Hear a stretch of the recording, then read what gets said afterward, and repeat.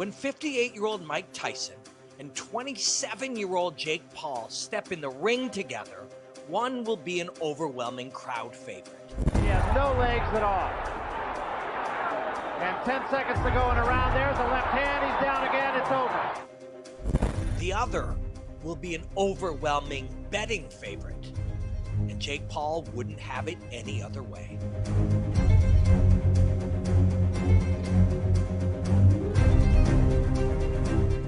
Tyson's a bad matchup for that kid. That is former UFC champion Chuck Liddell. Such an old school fight fan that he interrupted his haircut to weigh in. He likes the exchange, and he's not going to like exchanging with Tyson. Power's the last thing to go. Power is the last thing to go. It's an adage those banking on a Tyson win point to first. And while some of Tyson's social media posts certainly display impressive punching power, it's hard not to think of some of this as wishful thinking. A predictable reaction to the Jake Paul playbook. UBC psychology professor, Dr. David Klonsky. Why is he able to elicit such a strong reaction from audiences? You see very few people who have no opinion. Some like him and many hate him, and there's very little, in between. Well, there's the age-old thing that when someone has a lot of success, there's some jealousy. People might not, be so pleased. They may feel they got it too easy. If he wanted to be liked by the fight community, he may have done some reality thing where he worked his way up, the undercards against legit boxers.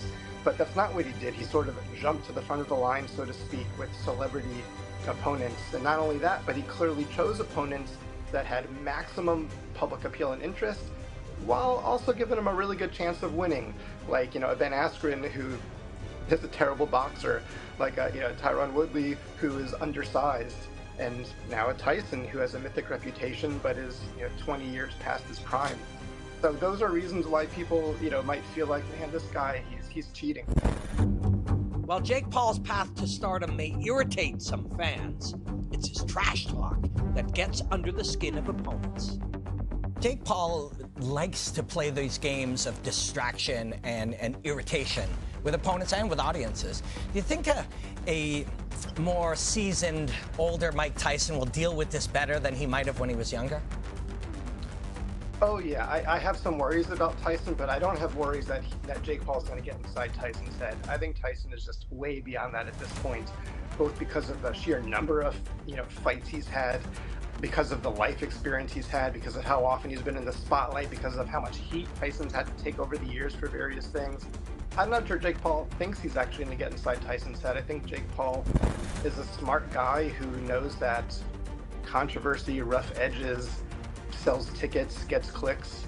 So I don't think Jake Paul's going to get inside Tyson's head, but I don't think Jake Paul expects to either. Can anger be useful to a fighter? Anger can go either way for a fighter. Anger is what we might call an approach emotion. It makes you want to go forward and overcome something, as opposed to something like fear, which makes you want to avoid or run away. Now, at the same time, anger can get in the way of complex game plans. It can get in the way of complex processing. So whether anger helps or not really depends on the moment and depends on the fighter. So exactly what is the strategy Tyson will be looking to enact? Here is an overhead look at a ring. The more time spent in this area, the worse this is for a 58-year-old Tyson.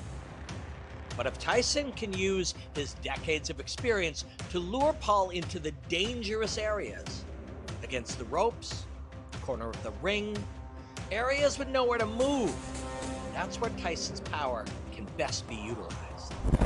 He should be hanging on. There with the right hand, the left hand. He's going to hang on, or they'll stop the fight. Down he goes. And just like that, I've given into the playbook myself, rationalizing a path for a 58-year-old Tyson to win against a talented fighter 30 years his junior. That right there is proof of the marketing and promotional skills of Jake Paul. Win, lose, or draw in the ring, the result outside of it remains the same. He does a good job of getting people to watch. That's what it comes down to. It gets people to watch. They either watch because they want him to lose, or watch because they want him to win. So it's either way, he wins.